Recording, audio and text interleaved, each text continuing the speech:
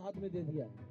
हमारा किसान अभी भी लाठी खा रहा है। बताओ, ये तो हमारे पत्रकार साथी बंसरा की लॉ एंड ऑर्डर की समस्या पूछ रहे हैं, लेकिन सच्चाई है कि कोई किसान आज खाद नहीं पा रहा। खाद को लेकर के किसानों की जान चलेगी, उनके परिवार के लोगों की जान चलेगी। और अब उसमें हम क्या कहेंगे, हम ये चाहते हैं कि इसी तरह की खुशहाली आए, समाजवादी सरकार बने। आज तो एक ही पार्क दिखाई दे रहा है, ये राम मनोहर लोहिया जी के नाम पर पार्क नेताजी के समय पर बना था, और ये पहला पार्क बना था जिसमें उदाहरण दिया गया था कि एक भी पेड़ काटा नहीं गया था। पहली बार ट्रीज ट्रांसलोकेट किए गए थे, और उसके बाद छोटे लोहिया का बड़ा पार्क बना है जनेश्वर मिश्र जी के नाम पर, जेपीएनआईसी बनाया जयप्रकाश जी के नाम पर, और रिवर फ्रंट लखनऊ की सुंदरता बढ़ाने के लिए बनाया गया था। इस सरकार में केवल काम खत्म करना, रोकना और काम कैसे बर्बाद किया जाए वो कोशिश चलती है।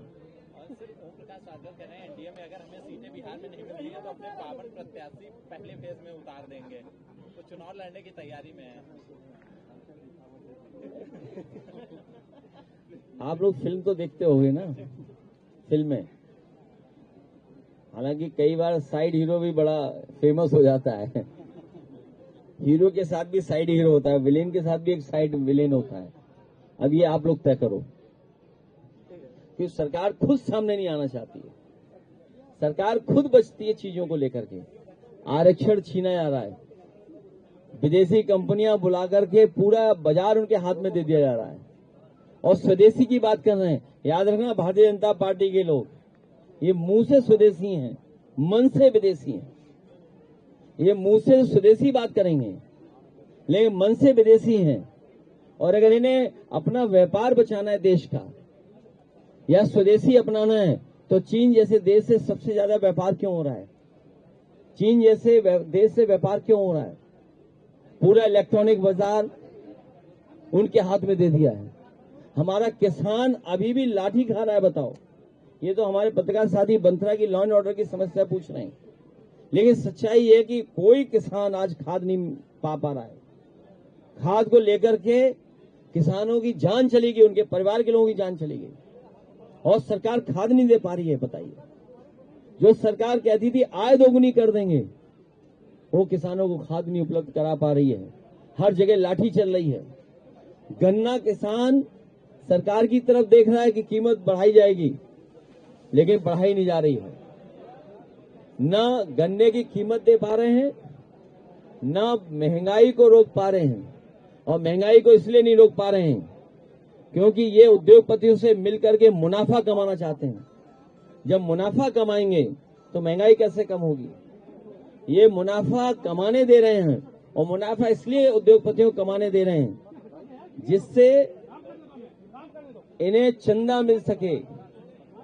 चंदा लेने के लिए व्यापारियों को मुनाफा कमाने दे रहे हैं, और जिन व्यापारियों को ये मुनाफा ज्यादा कमाने दे रहे हैं उनसे ये चुनावी चंदा मांगेंगे, क्योंकि चुनावी चंदे से ही ये बिहार जीतेंगे, चुनावी चंदे से ये यूपी में खर्च करेंगे। और सबसे ज्यादा जाति के आधार पर इन्होंने फैसले लिए हैं। सबसे बड़ी जातिवादी पार्टी कौन है? भारतीय जनता पार्टी है। कई जिले में पीडीए अधिकारी नहीं है। एक जिला मुझे समझ में आया, कई जिले ऐसे हैं जिसमें अभी तक पीडीए का अधिकारी ही पोस्ट नहीं हुआ है। केवल अपने स्वजाति लोगों को पोस्ट कर रहे हैं, और स्वजातियों को इसलिए पोस्ट कर रहे हैं जिससे वहां जमीनें छीनी जा सकें, जमीनों का काला कारोबार कर सकें।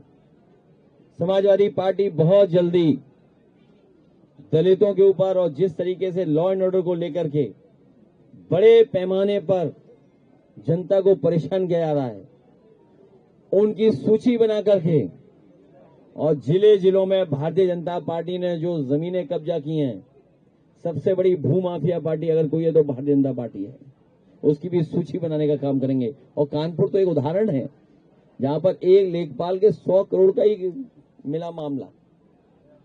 सब जानते हैं हमारे पत्रकार साथी कौन कौन से अधिकारी मिले हुए हैं। ये जितने हमारे प्रयास के लोग मुस्कुरा रहे हैं वो सब जानते हैं कौन कौन अधिकारी एक दूसरे से मिले हुए हैं। एक कौन एक दूसरे को नीचा दिखाना चाहता है। गृहमंत्री अमित शाह ने पर एक टिप्पणी करते हुए कहा है कि घुसपैठ के कारण मुस्लिम आबादी बढ़ी और उसके आंकड़े भी उन्होंने साल दर साल जारी किए हैं, जिस पर कांग्रेस ने सवाल उठाए, कहा है कि 11 सालों से आप क्या कर रहे हैं। ये भारतीय जनता पार्टी के पास सब फर्जी आंकड़े हैं। अगर भारतीय जनता पार्टी के आंकड़े मानोगे तो डूब जाओगे आप। जो लोग पलायन के आंकड़े दे रहे हैं, हमारे यहाँ भी घुसपैठी हैं यूपी में, मुख्यमंत्री जी उत्तराखंड के हैं। हम तो चाहते हैं ना उत्तराखंड भेज दिया जाए। केवल यही घुसपैठी नहीं है, विचारधारा से भी घुसपैठी है। ये बीजेपी के सदस्य नहीं रहे, दूसरे के सदस्य थे। आप बताओ किस पार्टी के सदस्य थे वो? तो बताओ भारतीय जनता पार्टी में घुसपैठी हुए कि नहीं हुए? तो इन घुसपैठियों को कब हटाओगे? सर, तालिबान के रक्षा मंत्री यहाँ पे आते हैं और पहले तालिबान को लेकर अब स्वागत किया जाता है उनका और तमाम चीजें देखते रहती। इस पे हमें कुछ इसलिए नहीं कहना कि विदेश नीति का सवाल है और भारत सरकार जो कहेगी वो होगा। ये जो कुछ हो रहा है वो भारत सरकार के अंतर्गत और पूरे प्रोटोकॉल के साथ हो रहा है। आप किसी भी सरकार का प्रोटोकॉल खत्म नहीं कर सकते। ये हमारे मुख्यमंत्री ना समझे, कुछ जानते ही नहीं है, इसलिए विधानसभा में कुछ कह रहे थे। वो वीडियो चल रहा है, अगर किसी के पास वीडियो तो हमें चला के दिखाओ तो हम प्रेस को दिखा दें। किसी के पास वीडियो हो तो है किसी के मोबाइल पर, जरा दो हमें, हम जरा प्ले करना चाहते हैं, क्योंकि हमारे मुख्यमंत्री को विदेश नीति का ही लेना देना नहीं है। और मुख्यमंत्री जी सदन में क्या कह रहे थे? अब ये विदेश मंत्री तो नहीं है, ये विदेश मंत्री तो नहीं है।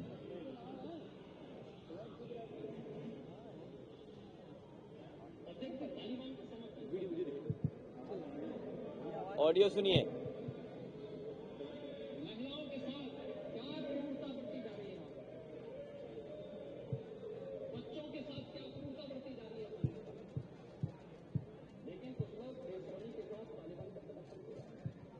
इसको बेशर्म कह रही हैं।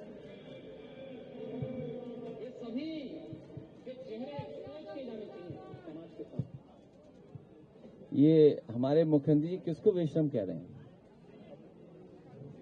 ये जनता जागरूक है और ये जमाना चैट जीपीटी का है, सोशल मीडिया का है।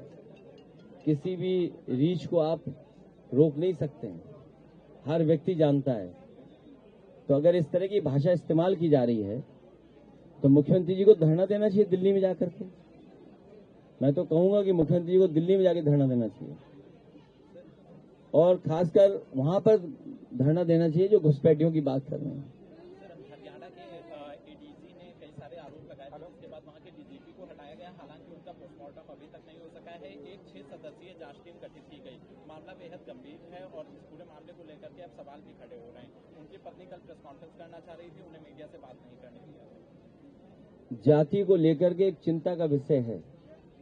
डॉक्टर राम मनोहर लोहिया ने भी जाति तोड़ो और जाति खत्म हो। बाबा साहब भीमराव अम्बेडकर जी ने भी जाति को लेकर के कानून तक बना दिया और आज भी हम लोगों को देखना पड़ रहा है कि कहां जाति के आधार पर भेदभाव हो रहा है और उसकी वजह से जो सुनने में आ रहा है कि उसी की वजह से एक आईपीएस की जान चली गई। आईपीएस की जान जाना, सुप्रीम कोर्ट में जूता फेंकना, कथावाचकों को बाल काट देना, उनको अपमानित करना, वाल्मीकि समाज के नौजवान को पीट पीट के मार देना और अभी बंथना में जिस तरह घटना हुई है, ये समाज में हो क्या रहा आखिरकार? और ये आज की सरकार कर क्या रही है? आखिरकार सरकार केवल पॉलिटिकल काम कर रही है, जनता को न्याय नहीं दे रही है, जनता के दुख दर्द को नहीं समझ पा रही। इसीलिए आने वाले समय में आप देखेंगे कि पीडीए के लोग जागरूक हो चुके हैं और आज के दिन जब डॉक्टर राम मनोहर लोहिया को हम लोग याद कर रहे हैं, उनकी सख्त क्रांति को याद कर रहे हैं, तो संकल्प लेते हैं कि पीडीए समाज को सम्मान दिलाने के लिए, राजनीतिक और आर्थिक रूप से उन्हें गैर बराबरी से निकालने के लिए हम लोग जन जन में जाकर के, जनता के बीच में जाकर के समर्थन लेकर के सरकार बना करके पीडीए समाज को और सामाजिक न्याय के राज के स्थापना के लिए हम लोग संकल्प लेते हैं। इन्हीं शब्दों के साथ पत्रकार साथियों को बहुत बहुत धन्यवाद देता हूं।